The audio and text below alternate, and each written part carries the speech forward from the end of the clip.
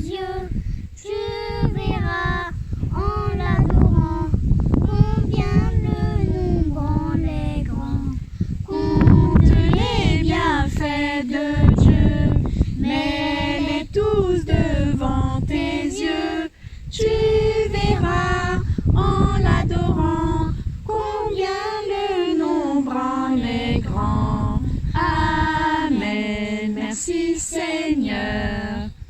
Bonjour à tous, on espère que vous allez bien, on est très content de vous voir les uns et les autres, chacun votre tour petit à petit, et on espère se retrouver très vite tous ensemble pour louer et remercier le Seigneur. Bonjour tout le monde, oui, merci Seigneur pour tout ce qu'on a vécu ensemble. Merci Seigneur de ce que tout le monde va bien et merci Seigneur de ce qu'il va être avec nous jusqu'au bout. Et merci pour cette chaîne de prière qui nous a tellement apporté. Je vous embrasse très fort et je suis très contente de vous voir, de vous parler le vendredi et de vous voir le dimanche. Grosse bise à tous et soyez bénis. Amen. Au revoir. Au revoir. Bonjour chers frères et sœurs en Christ, j'espère que vous vous portez bien, ainsi que les membres de vos familles. Donc je fais cette petite vidéo pour vous saluer, pour saluer l'ensemble de l'église d'Épinay-sur-Seine. Et comme il est dit dans le psaume 133, qu'il est agréable, qu'il est doux pour des frères de demeurer ensemble. Donc j'espère qu'on se reverra très prochainement. D'ici là, prenez soin de vous et je vous dis à très bientôt. Et que Dieu vous bénisse. Bye bye. Bonjour à tous et bienvenue pour notre 12e culte derrière nos écrans. Mais unis par les liens fraternels et spirituels qui nous relient ensemble à Jésus-Christ, nous formons son corps. L'Esprit Saint nous rassemble et nous anime afin d'honorer Dieu, notre Père, et que nous puissions lui apporter notre reconnaissance, notre adoration, et que nous demeurions à son écoute. Alors, si vous ne l'avez pas encore fait, eh bien, il est temps de mettre votre téléphone sur silencieux. Et je vous invite à lire un texte des psaumes, le psaume 65 et les versets 1 à 5. Psaume 65, les versets 1 à 5. Et c'est un psaume de David. Compter sur toi, dans la quiétude, c'est la louange. C'est-à-dire, c'est la paix. Compter sur Dieu, c'est avoir la paix. Et c'est la louange que nous t'offrons, Dieu en Sion, et les vœux que nous t'avons faits, nous les accomplirons. Toi qui écoutes les prières, tout le monde viendra à toi. Le poids des fautes pèse sur moi. Elles sont trop lourdes, mais tu pardonnes tous nos péchés. Heureux celui que tu choisis pour t'inviter auprès de toi, à demeurer dans tes parvis. Nous y serons comblés des bienfaits de ton temple et de ta sainteté de ton palais. Ce psaume qui est de David, il décrit la joie d'Israël lorsqu'ils se rassemblent pour adorer Dieu. Et j'espère que c'est véritablement ce que nous ressentons ce matin alors que nous voulons nous approcher du Seigneur pour lui rendre un culte. Le temple n'était pas encore construit, mais le peuple se rassemblait autour de la tente, ce qu'on appelait la tente d'assignation, qui abritait l'arche de l'Alliance. Ce qui faisait leur joie, c'était de savoir que Dieu était prêt à pardonner leurs fautes, dans la mesure où ils le lui demandaient sincèrement. La grâce de Dieu est plus grande que la somme de toutes nos négligences, de nos erreurs, de nos offenses. Peut-être que le poids de nos fautes pèse sur nous et que cela peut sembler trop lourd. Alors, recevons cette parole, mais il pardonne tous nos péchés. Dieu est à la hauteur de son projet pour sa création et ses créatures, et il nous fait vivre. Alors célébrons-le de tout notre cœur ce matin, afin que nous puissions nous réjouir ensemble, mais avec tous ceux qui célèbrent son nom, parce que nous sommes au bénéfice ensemble de sa grâce. Je vous invite à prier, nous allons remettre ces moments au Seigneur. Seigneur, nous voulons te remercier de donner accès à ta présence, librement et par grâce. Nous voulons te remercier parce que Jésus a permis, a donné les conditions pour nous approcher de toi sans craindre le châtiment. Alors ce matin, Seigneur,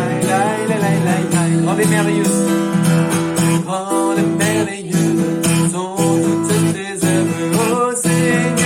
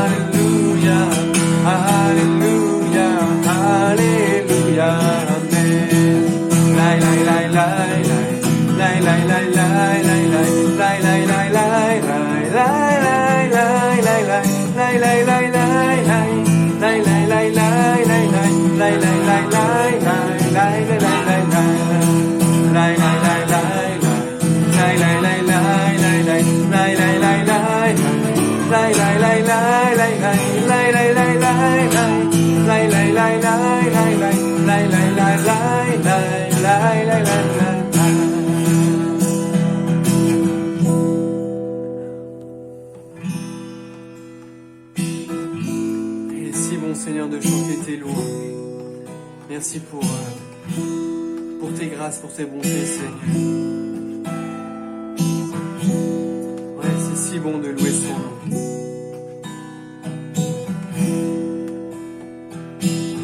C'est si bon de louer son nom, de chanter ses louanges, gloire à son saint nom, de proclamer sa fidélité chaque jour infiniment.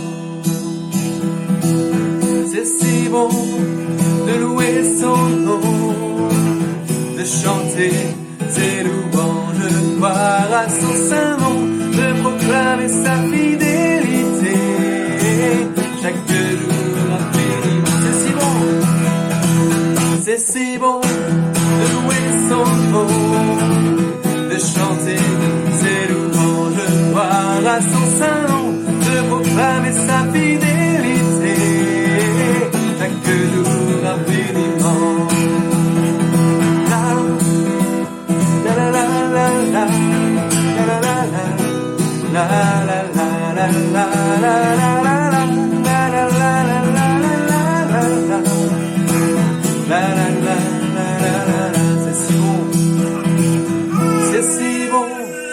De louer son nom, de chanter ses louanges, gloire à son saint nom, de proclamer sa fidélité chaque jour infiniment.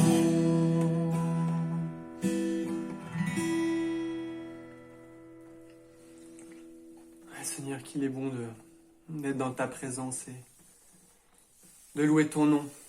Peu importe les circonstances, peu importe ce qui peut se passer, c'est juste bon d'être dans ta présence. Et c'est là qu'on se sent bien. Ouais, Seigneur, rien n'a plus d'importance que d'être en ta présence. Alors je viens. Je viens dans ta présence.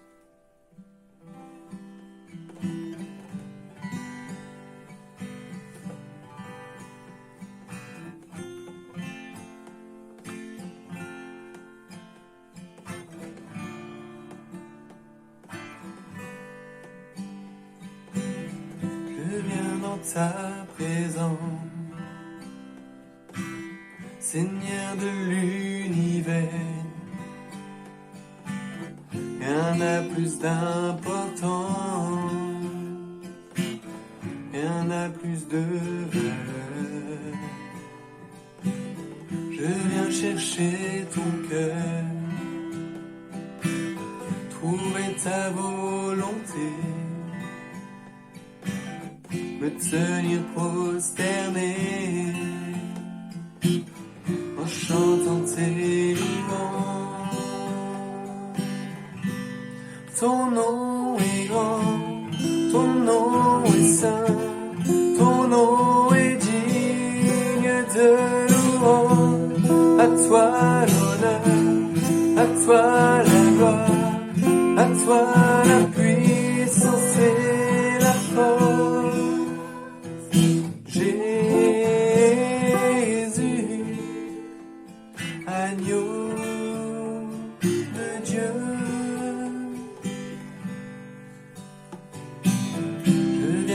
Ta présence, déposer mes fardeaux, tout ce qui me retient, de m'approcher de toi. Tu es mon bouclier, mon abri, mon seul bien. vers toi Seigneur mon Dieu. Je veux lever les mains. Ton nom est grand, ton nom est saint, ton nom est digne de louange. À toi l'honneur, à toi la gloire, à toi la puissance et la force. Ton nom est grand, ton nom est saint, ton nom est digne de louange. À toi l'honneur, à toi la gloire, à toi la puissance et la force. Ton nom est saint, ton nom est saint, ton nom est digne de louange. À toi l'honneur, à toi la gloire, à toi la puissance et ton nom est grand Seigneur, ton nom est grand, ton nom est saint, ton nom est digne de louange. À toi l'honneur, à toi la gloire, à toi la puissance et la force. Jésus, agneau de Dieu.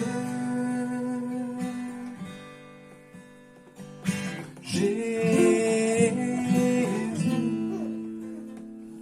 agneau de Dieu.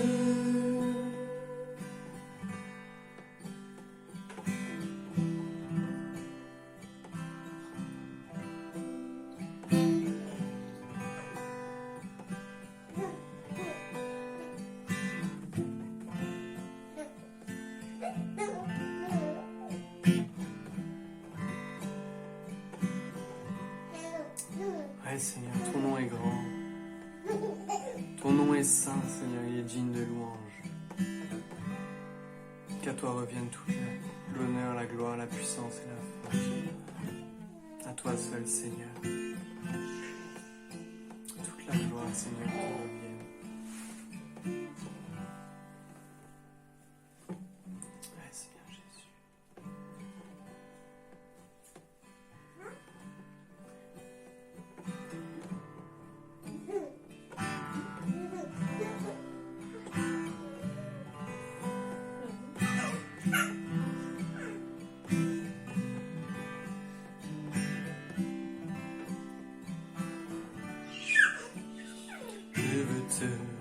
Que je t'aime, mon Seigneur, mon Jésus,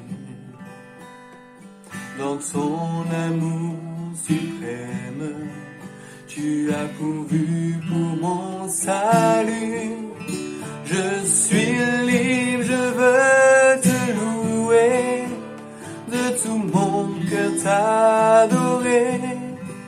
C'est mon désir de me prosterner devant celui qui m'a sauvé. Je donne gloire,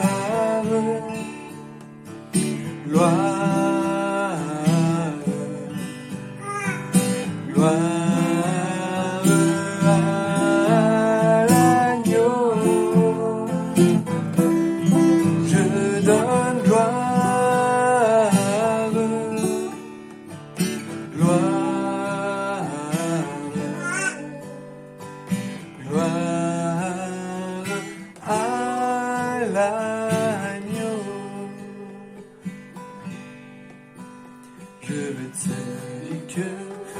T'aime, mon Seigneur, mon Jésus, dans ton amour suprême, tu as pourvu pour mon salut.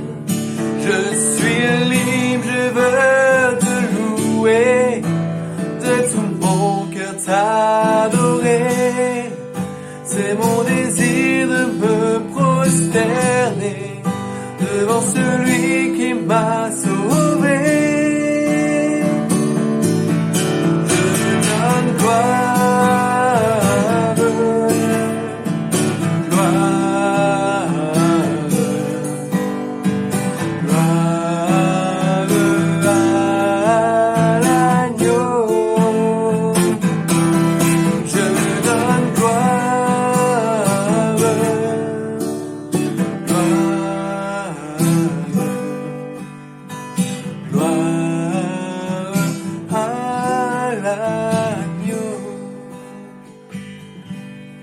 je donne gloire.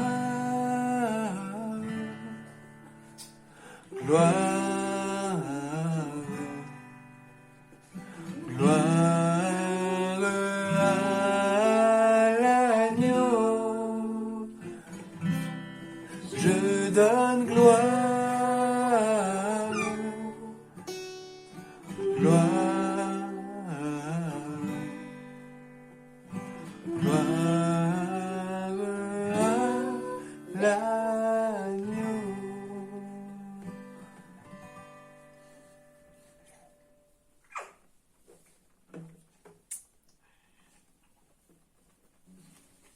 Gloire à toi, Seigneur Jésus.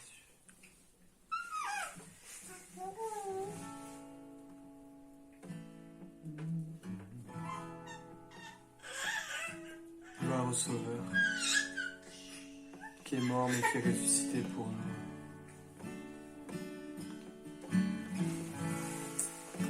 Gloire au ressuscité.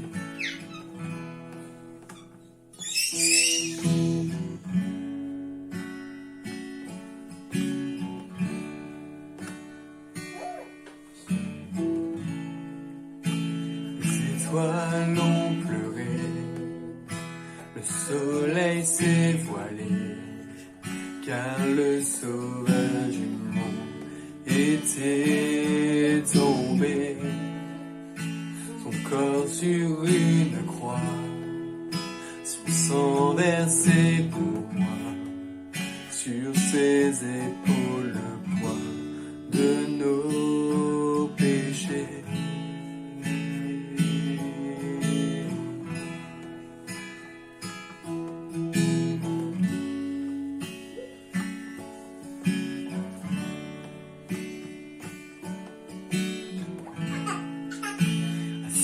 Tout dernier souffle, le ciel s'est détourné, le Fils de Dieu gisait dans les ténèbres, une guerre dans le tombeau, livré contre la mort, pour terrasser l'enfer à jamais. Alors la terre trembla, la pierre fut roulée, l'amour parfait n'a pu être vaincu. Mort, où est ton pouvoir? Le roi ressuscité a remporté la victoire. À jamais il est glorifié. À jamais il est élevé, à jamais ressuscité. Il est vivant, il est vivant.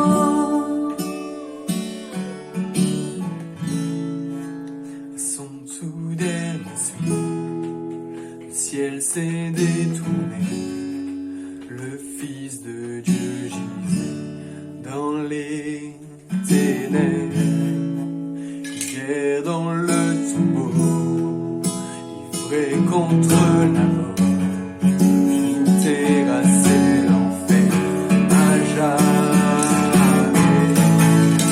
Alors la terre trembla, la pierre fut roulée, l'amour parfait n'a pu être vaincu. Mort, où est ton pouvoir? Le roi ressuscité a remporté la victoire. À jamais il est glorifié, à jamais il est élevé, à jamais ressuscité. Il est vivant, il est vivant. Chantons, chantons Alléluia, chantons Alléluia, chantons Alléluia, triomphé. Chantons Alléluia, chantons Alléluia, chantons Alléluia, l'agneau a triomphé.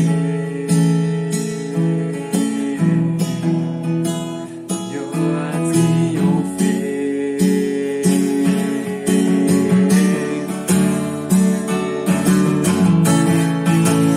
Chantons Alléluia, chantons Alléluia, chantons Alléluia, l'agneau a triomphé. Chantons Alléluia, chantons Alléluia, chantons Alléluia, l'agneau a triomphé. L'agneau a triomphé.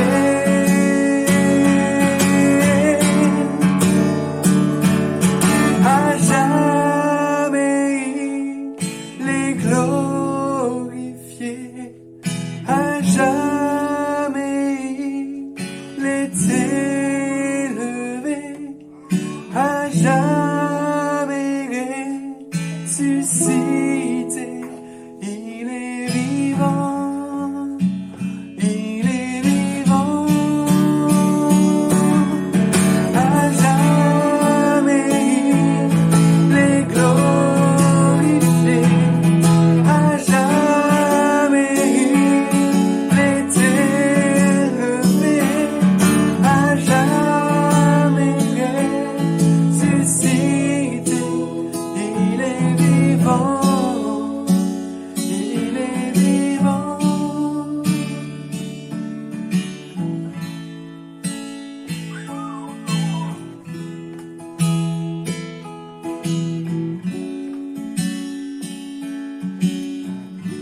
Seigneur Jésus, tu es vivant.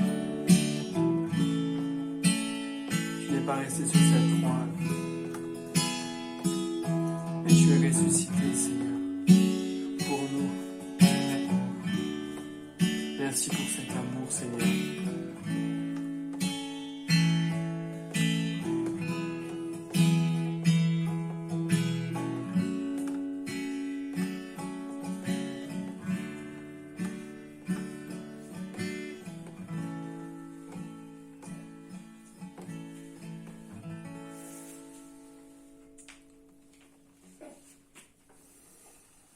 Je vais vous laisser maintenant avec le reste du culte en vous souhaitant un bon culte et que le Seigneur puisse vous parler là où vous êtes et vous puissiez être touché par ce qu'il a à vous dire encore ce matin.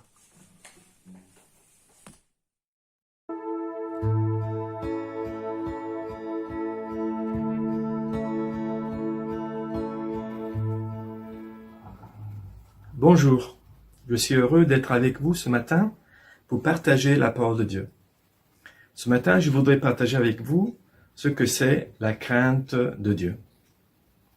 Nous avons tous été touchés d'une façon ou d'une autre, de loin ou de près, par cette pandémie. Au début, on croyait que c'était simplement d'une grippe saisonnière, mais avec le temps, on s'est rendu compte que c'était plus grave que ça. Des dizaines, des centaines, des milliers de personnes ont été touchées et des milliers sont morts par le Covid-19. C'est à partir de ce moment-là que la peur, la crainte ont envahi les personnes. Les informations, les médias, les médecins, les spécialistes ont été perçus comme anxiogènes, c'est-à-dire ont généré de la peur et de la crainte et de l'insécurité. Tout le monde a été touché, même les chrétiens. Et nous avons recherché dans la parole de Dieu le réconfort et la force pour affronter ce temps de confinement. Malheureusement, la peur et la crainte nous guettent encore, même en ce temps de déconfinement. Les autorités nous conseillent de garder la distance de sécurité et à la prudence dans nos relations réciproques.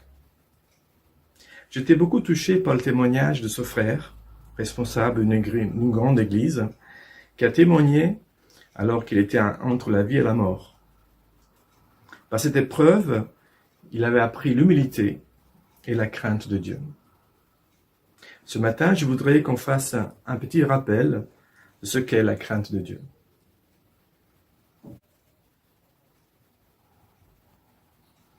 Aujourd'hui, nous allons essayer de répondre à ces deux questions. Que signifie pour le croyant la crainte de Dieu? Quels sont les changements qui produisent la crainte de Dieu? Je vous invite à lire avec moi ce texte dans le psaume 86, verset 11. Enseigne-moi tes voies, ô Éternel, je marcherai dans ta fidélité. Dispose mon cœur à la crainte de ton nom. Dans l'hébreu, le mot crainte, jira, est souvent traduit par peur, terreur ou crainte. Nous retrouvons ce mot dans la Bible plusieurs fois, la crainte de Dieu 120 fois et craindre Dieu une vingtaine de fois. Dans le dictionnaire biblique, j'ai trouvé ce mot et il dit « c'est l'attitude du croyant devant Dieu, faite de respect et de soumission. Attitude de respect, d'adoration et d'obéissance. » Dans notre dictionnaire biblique, cette notion joue un rôle capital dans la Bible, surtout dans l'Ancien Testament, où elle est synonyme de piété envers Dieu, la langue hébraïque n'ayant pas d'autre terme pour désigner la religion. Dans notre dictionnaire, j'ai trouvé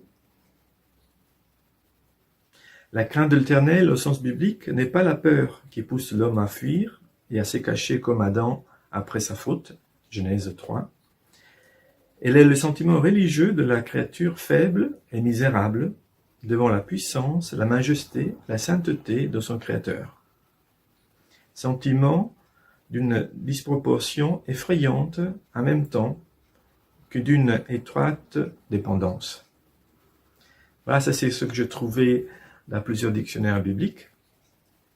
Sans contredire ce que nous venons de dire, je voudrais pour ce matin que nous méditions trois aspects essentiels de la crainte de Dieu.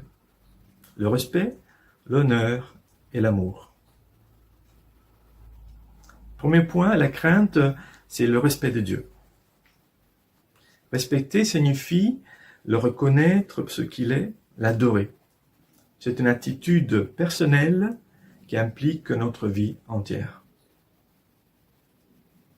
Dans l'Ancien Testament, craindre Dieu, c'est un commandement. Deutéronome chapitre 10, verset 12 dit « Maintenant, Israël, que demande-toi l'Éternel, ton Dieu, si ce n'est que tu craignes l'Éternel, ton Dieu, afin de marcher dans toutes ses voies, d'aimer et de servir l'Éternel, ton Dieu, de tout ton cœur et de toute ton âme. » Deutéronome chapitre 13, verset 4. « Vous irez après l'Éternel, votre Dieu, et vous le craindrez. Vous obéissez ses commandements, vous obéissez à sa voix, vous le servirez, et vous vous y attacherez à lui. » Josué, chapitre 24, verset 14. C'est Josué qui parle au peuple d'Israël et dit « Maintenant, craignez l'Éternel, servez-le avec intégrité et fidélité. Faites disparaître les dieux qu'ont servi vos pères, de l'autre côté de le fleuve et en Égypte, et servez l'Éternel. » Proverbe chapitre 3, verset 7 dit « Ne sois pas sage à tes propres yeux. Crains l'Éternel et détourne-toi du mal. » Mais ces commandements ont ses lacunes, et Dieu même fait ce constat à son peuple. Le Seigneur dit « Ce peuple s'approche de moi, il m'honore de la bouche et des lèvres, mais son cœur est éloigné de moi. Et la crainte qu'il a de moi n'est qu'un commandement humain, une leçon apprise. » Ça, nous le trouvons dans Ésaïe, chapitre 29, verset 13. Je crois que ce constat nous concerne aussi de près, nous qui sommes le fruit du Nouveau Testament. Que signifie pour nous chrétiens respecter Dieu? Respecter Dieu, c'est le reconnaître et le confesser dans tous les domaines de notre vie. Dans le travail, la famille, et dans la société et dans l'Église. Respecter Dieu, c'est aussi respecter sa parole, et aussi ceux qui prêchent et enseignent sa parole. David avait un grand respect pour la parole de Dieu. Dans le psaume 119, 140, verset 140, il dit « Ta parole est entièrement éprouvée », c'est-à-dire purifiée. « Moi qui suis ton serviteur, je l'aime. » Est-ce que nous aimons cette parole vivante, cette parole qui s'est donnée, s'est sacrifiée pour nous? Respecter Dieu, c'est aussi respecter et préserver sa création.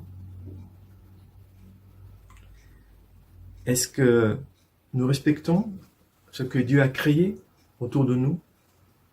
Lorsque nous jetons des masques dans la nature, est-ce que vous savez qu'il faut plus de 200 ans pour qu'ils soient recyclés entièrement? Dans la Genèse, nous voyons que lors de la création, Dieu a confié la terre aux humains. Genèse 2, verset 15. Craindre le Seigneur, c'est le révérer, l'adorer avec un profond respect.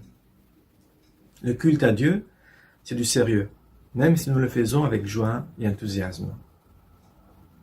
David disait dans le psaume 5, verset 8, « Mais moi, par ta grande bienveillance, je vais à ta maison. Dans la crainte qui t'est due, je me prosterne devant ton saint temple. »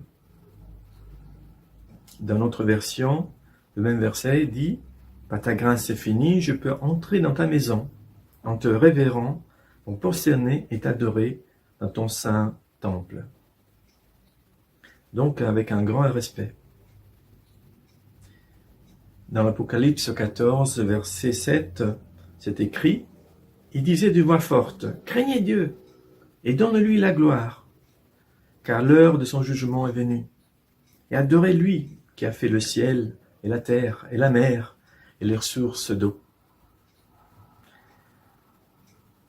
Notre attitude, dans le respect réciproque, démontre aussi notre respect pour Dieu. Nous verrons ça plus loin. Après avoir vu ensemble la crainte, c'est le respect de Dieu, nous allons voir maintenant la crainte, c'est honorer Dieu. Honorer signifie glorifier, louer et adorer Dieu. C'est notre culte, notre réponse à sa fidélité, à ce qu'il a fait pour nous et ce qu'il est pour nous. Comment pouvons-nous honorer Dieu?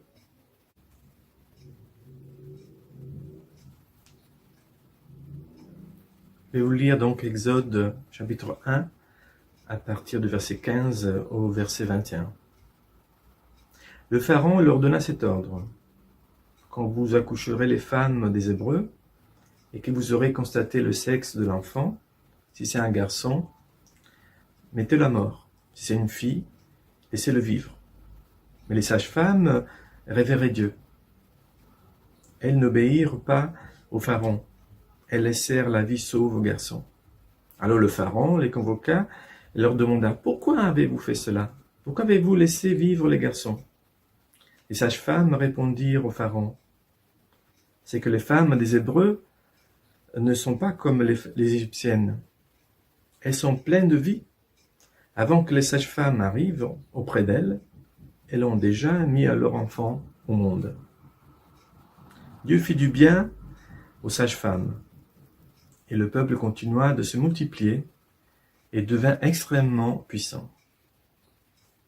Comme les sages-femmes avaient agi parce qu'elles révéraient Dieu, Dieu fit prospérer leur famille. Et nous voyons dans cette histoire que le fait d'honorer Dieu, de craindre Dieu, amène des bénédictions. Et ces sages-femmes ont préféré obéir à Dieu plutôt qu'au Pharaon. Et Dieu, à cause de cela, les a bénis. Comment pouvons-nous honorer Dieu? En cherchant la sagesse et la connaissance de Dieu, c'est-à-dire sa volonté.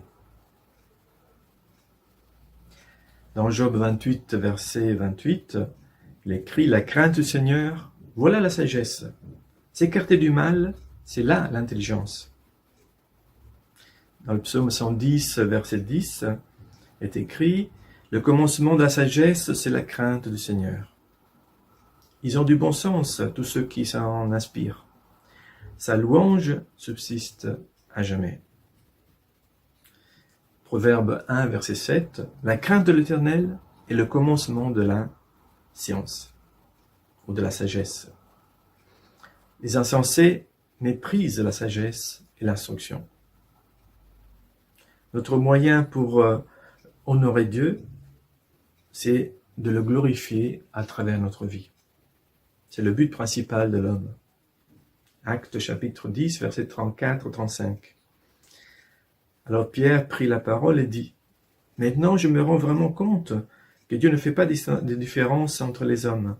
Au contraire, à toutes les nations, tout homme qui le révère et qui fait ce qui est juste lui est agréable. »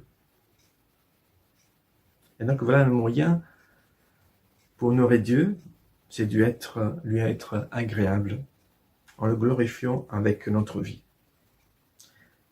Un autre moyen pour honorer Dieu, c'est honorer ceux qui servent Dieu.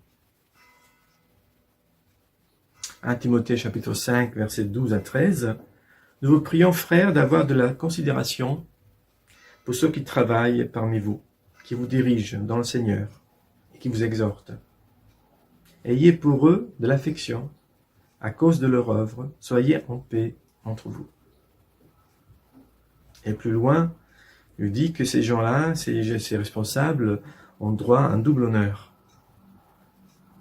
Donc nous devons respecter, nous devons mettre en valeur tous ceux qui travaillent pour l'œuvre du Seigneur.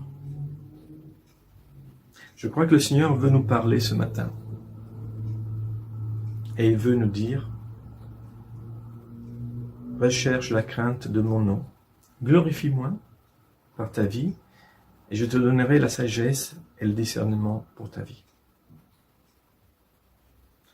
Notre point très important, qui concerne la crainte de Dieu, c'est la crainte, c'est avant tout aimer Dieu. Je pense que c'est le point le plus important pour l'enfant de Dieu. Aimer Dieu, craindre Dieu, c'est d'abord l'aimer. En lui donnant la première place, en le servant, c'est notre relation avec lui, c'est notre réponse à son amour et à sa miséricorde. Aimer Dieu avant tout. Deutéronome chapitre 6, verset 5, c'est Dieu qui parle, dit, c'est un des commandements, tu aimeras l'Éternel ton Dieu, de tout ton cœur, de toute ton âme et de toute ta force. Jésus même reprend ce commandement. Il emplit au prochain. Maître, quelqu'un lui pose la question, quel est dans la loi le commandement le plus grand? Jésus répondit, tu aimeras le Seigneur, ton Dieu, de tout ton cœur, de toute ton âme, de toute ta force et de ta pensée. C'est là le commandement le plus grand et le plus important. Et ensuite, il rajoute quelque chose qui nous concerne aussi. Il y en a un second qui lui est semblable. Tu aimeras ton prochain comme toi-même. Aimer Dieu, c'est aussi le mettre à la première place dans notre vie. C'est de l'aimer, d'aimer notre prochain et de le mettre à la première place dans notre vie. Matthieu chapitre 6, verset 33 nous dit « Faites donc du règne de Dieu et de ce qui est juste à ses yeux votre préoccupation première. » Notre traduction nous dit « Cherchez d'abord le règne de Dieu et sa justice. Et toutes ces choses vous seront données en plus. » Donc la priorité pour un chrétien, c'est d'abord rechercher le royaume de Dieu, de mettre la volonté de Dieu à la première place dans sa vie. Et après, il peut être confiant en sachant que Dieu se préoccupera de tout le reste.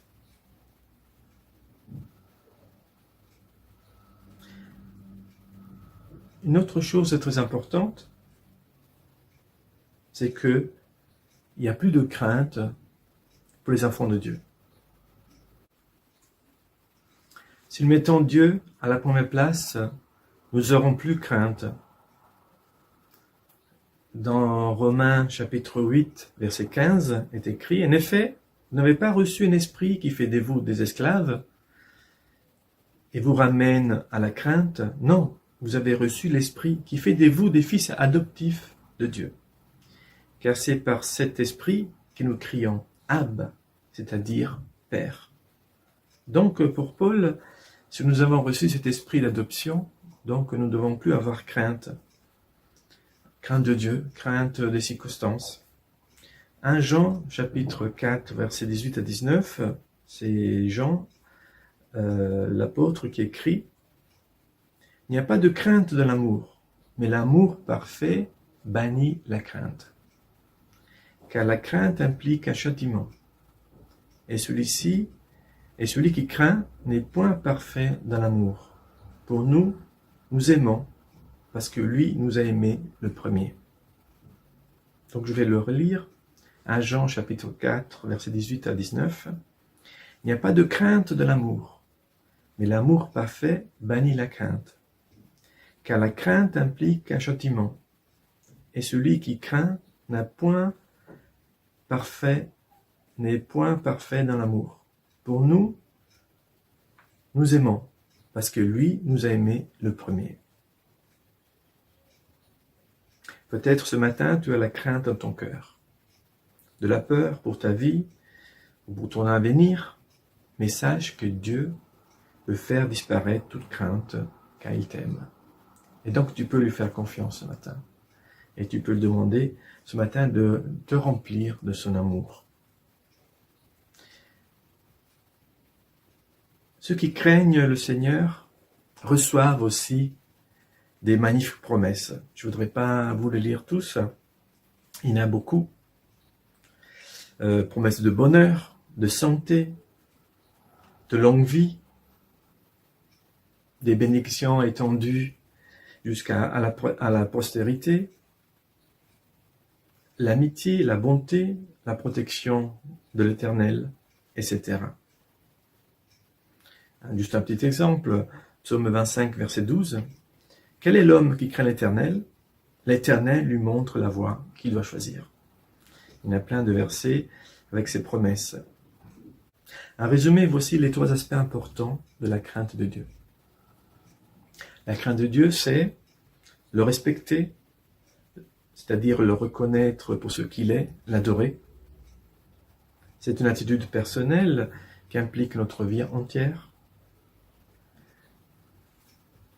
Craindre Dieu, c'est aussi l'honorer, c'est-à-dire le glorifier, le louer, l'adorer. C'est notre culte, notre réponse à sa fidélité, pour ce qu'il fait, pour ce qu'il est pour nous. Et 3e point, très important, la crainte, c'est l'aimer. En lui donnant la première place, en le servant. C'est en fait notre relation intime avec lui. C'est notre réponse à son amour, à ses miséricordes. C'est notre réponse comme enfant de Dieu. Pour Jérémie, et je conclus, la crainte de l'Éternel est un don que Dieu a promis à son peuple, à son nouveau peuple. Donc c'est pour chacun de nous. C'est Dieu qui parle. Il dit « Je conclurai avec eux une alliance éternelle. Je ne me détournerai plus d'eux. Je leur ferai du bien. Et je mettrai ma crainte dans leur cœur, afin qu'ils ne s'écartent pas de moi. » C'est un verset magnifique.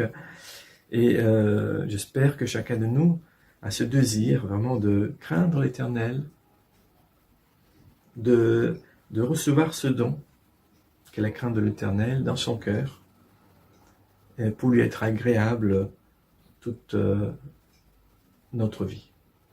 Je vous invite à la prière afin que le Seigneur agisse dans notre vie, afin que l'Éternel, le Seigneur, nous apprenne à craindre, l'aimer, l'honorer et le respecter vraiment.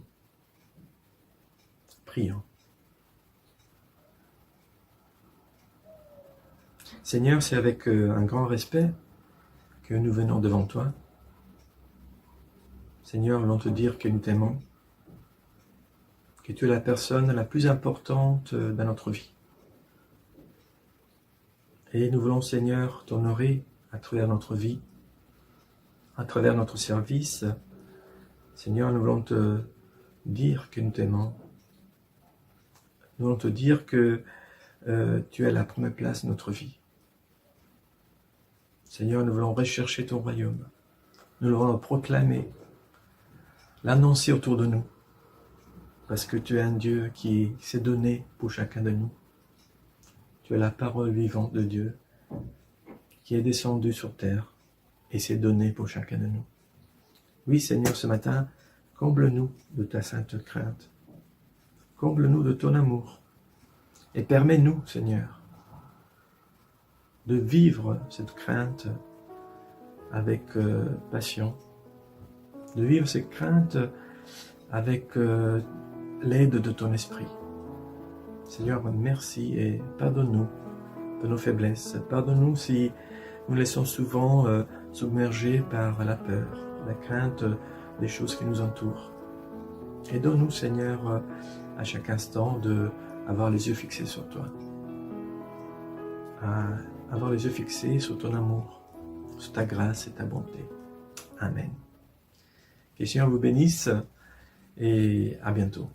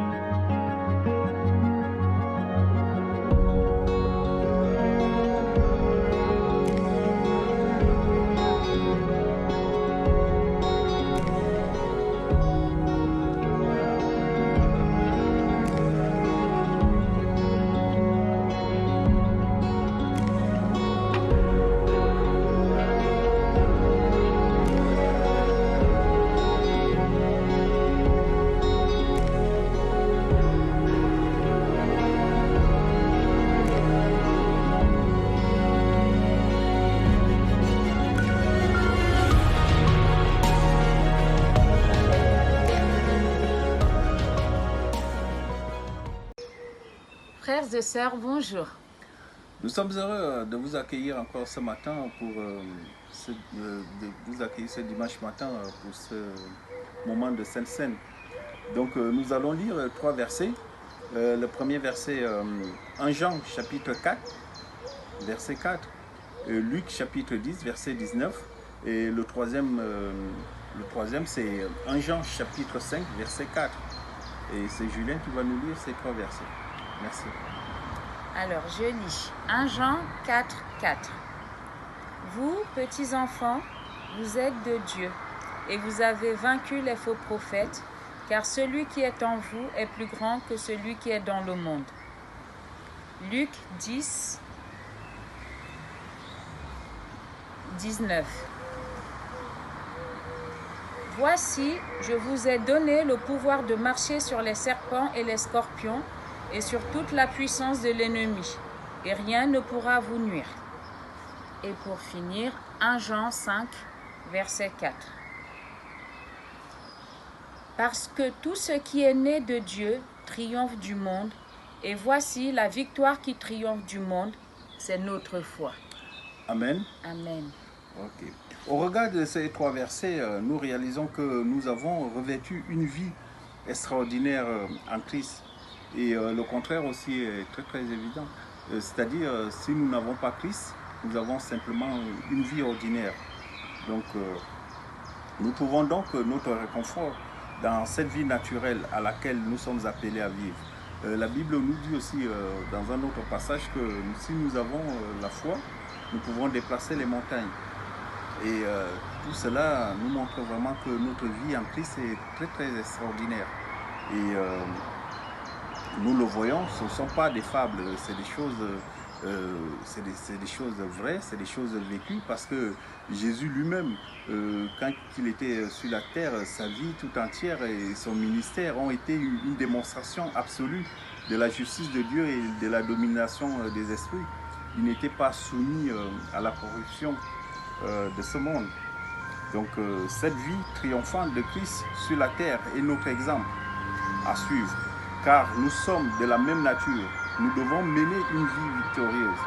On peut lire dans 1 Jean chapitre 4, verset 17, qui dit comment l'amour est parfait à nous, afin que nous ayons de l'assurance au jour du jugement.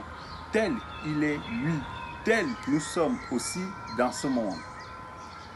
Chers frères et sœurs, avant de prendre ces éléments, je voudrais vraiment vous exhorter et nous exhorter tous à garder la foi et restons vraiment en paix. Refusons la vie ordinaire du monde, animée par ses peurs.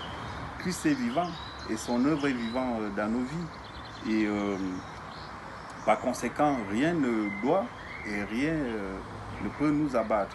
Vivons triomphalement tous les jours. Amen. Amen. Et là, nous allons partager le vin et le pain. Donc, Julien va prier pour le pain et moi, je prierai pour le vin. Tu commences? Éternel notre Dieu, nous sommes reconnaissants, Seigneur, de participer, Seigneur, à ta vie, à ta grandeur, à ta force, à ton énergie, Seigneur, à tes ressources, Seigneur. Oui, Père éternel, comme ce pain, Seigneur, qui a été brisé, Seigneur, nous voulons nous associer, Seigneur, à ton corps qui avait été meurtri, qui a été brisé, Seigneur, par la souffrance, afin, Père éternel, que nous puissions aussi, Seigneur, être victorieux, Seigneur, avec toi. Merci, Seigneur, pour ton corps, par le nom de Jésus. Amen. Amen. Oui, Seigneur, nous voulons vraiment t'exprimer toute notre reconnaissance ce matin parce que toi, tu es plus que vainqueur et en toi, nous sommes victorieux, Seigneur. Et nous avons cette ferme assurance que c'est toi qui conduis nos vies, c'est toi qui nous diriges, Seigneur. Et c'est pour cela que dans cette communion, encore ce matin, nous te disons merci. Nous te disons merci pour ton œuvre à la croix. Nous te disons merci pour tout ce que tu as fait et tout ce que tu continues à faire dans nos vies. Et nous voulons aussi penser à nos frères et sœurs qui ne sont pas devant leur vidéo ou devant ce culte, Seigneur, pour des raisons multiples, Seigneur, pour que toi, Seigneur, tu puisses penser à eux. Et dans cette communion que nous menons ce matin, nous voulons vraiment penser à tout ce monde-là et à tous nos frères et sœurs aussi de partout dans le monde, Seigneur, surtout aussi à l'Église persécutée dans ces moments particulièrement difficiles, par le nom puissant de Jésus. Amen.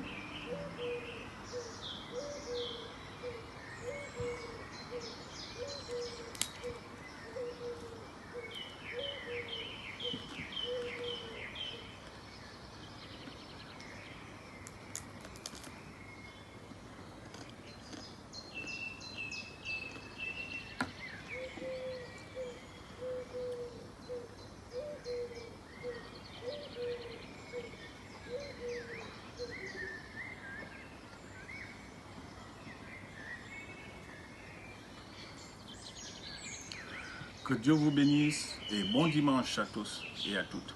Au revoir.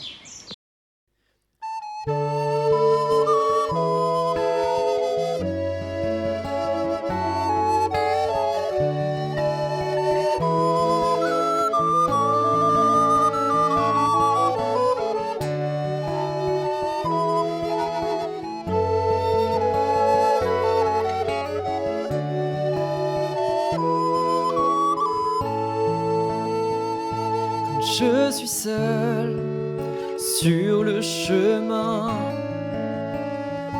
et quand j'ai peur du lendemain, ta voix conduit chacun de mes pas. Tu ne changes pas quand tout en moi crie au secours. Et quand ma foi est affaiblie, tu me soutiens tout le long du jour. Comme tu l'as promis, tu es fidèle. Dans les hauts, dans les bas, tu es fidèle. Tu me tiens dans tes bras, tu es fidèle. Et dans mes pourquoi, tu ne changes pas.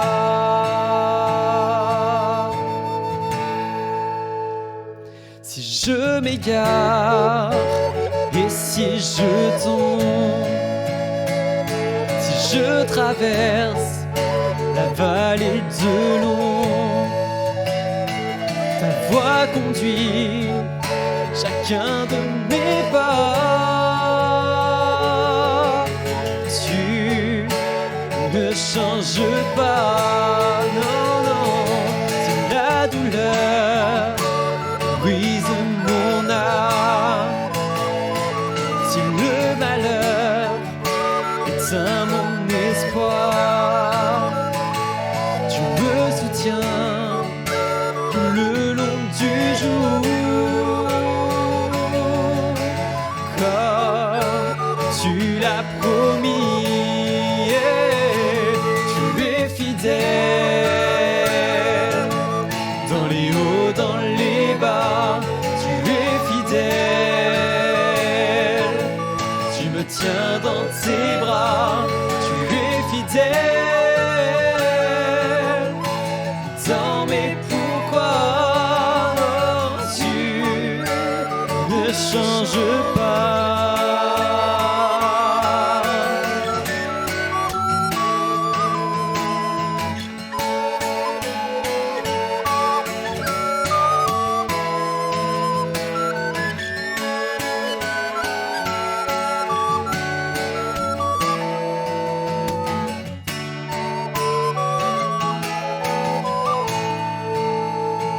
Je vois ta main montrer la voie.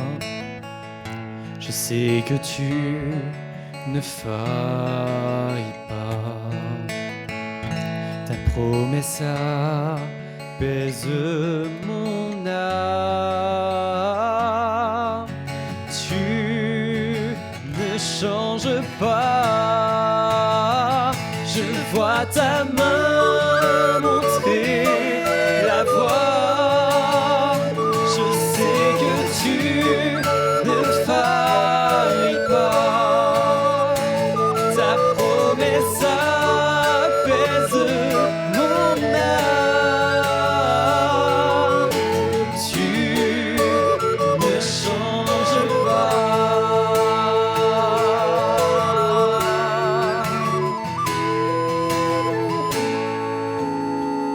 Tu es fidèle. Dans les hauts, dans les bas, tu es fidèle. Tu me tiens dans tes bras, tu es fidèle. Et dans mes pourquoi, tu ne changes pas.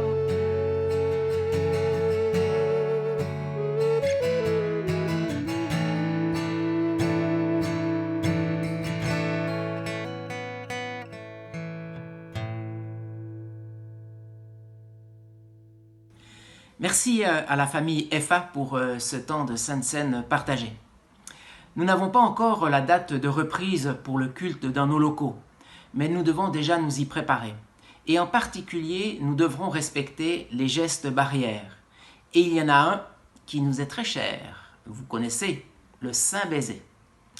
Et nous devrons y renoncer aux embrassades. Je l'espère temporairement. et ainsi que nous ne pourrons pas non plus nous serrer la main. Et il faut que nous puissions appliquer ces choses afin pas qu'on nous les reproche plus tard. Ce ne sera pas facile, mais il faudra s'y plier au moment des retrouvailles. Cette semaine, groupe biblique dans les maisons, sur Zoom toujours, ainsi que la réunion de prière vendredi à 18 h le soir. L'été approche avec ses grandes vacances et les activités vont diminuer. Vous savez que nous avons prévu un grand concert à l'Espace Lumière le samedi 17 octobre et un culte en commun le 18.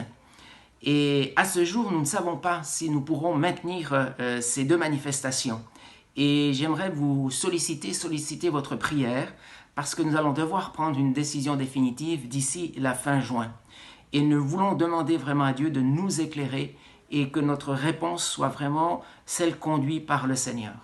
Et pour cela, je sollicite votre prière à chacun afin que nous puissions prendre une bonne décision en ce qui concerne ces événements.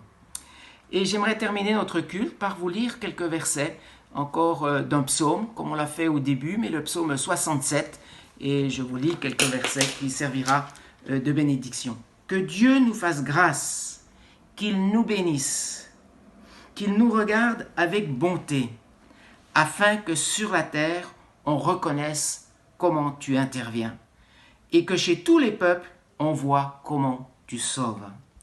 Que les peuples te louent, ô Dieu, que tous les peuples t'adressent leurs louanges, que les nations jubilent et qu'elles crient de joie, car tu gouvernes les peuples selon la droiture et tu conduis les nations de la terre. Et il me semble important de terminer cette semaine. Jacqueline nous a sollicité en nous disant que nous sommes un peuple, vendredi, un peuple qui bénit, appelé à bénir. Nous avons prié pour la notion de l'injustice dans notre nation et nous voulons nous appliquer simplement à marcher avec le Seigneur. Seigneur, je te prie maintenant pour tous mes frères et sœurs et tous ceux qui sont avec nous dans ce culte, afin que tu fasses reposer sur eux, par ton esprit, ta paix, ta joie, mais aussi ce sentiment intérieur qui nous conduit à vivre d'une façon juste devant Dieu et devant les hommes. Seigneur, nous ne voulons pas mêler nos voix aux rebelles. Nous voulons simplement, Seigneur, venir vers toi avec un cœur sincère, un cœur vrai. Merci Seigneur maintenant parce que tu accompagnes chacun de nous afin que cette journée soit belle, afin que la semaine soit belle, afin que notre année soit une belle année. En ton nom Jésus. Amen. Bon dimanche à chacun.